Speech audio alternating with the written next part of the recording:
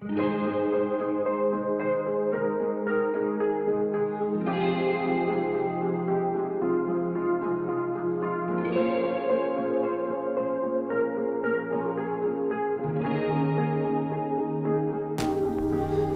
่hokpen matha ning chesomar arlo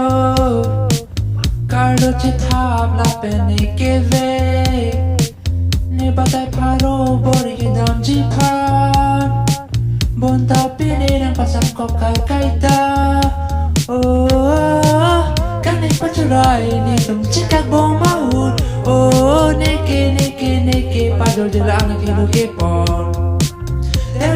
nangrap lasi matsi chengri nang pajorje paso bonta pasung rong nang chengri nang nephan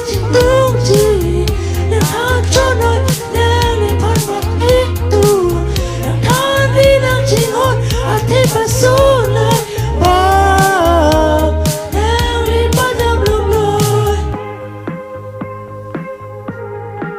ni hokpen matha ke nephan lopu aprang ke cheklem pleni ritarib ahut laso kiso ni ning arlo ching hen Lapen henu ong ni ahelo Kangnek pachorai netum chekak ahut neke pajorje akehelo kepon Lo nangrap lasi chengri nang pajorje paso Bonta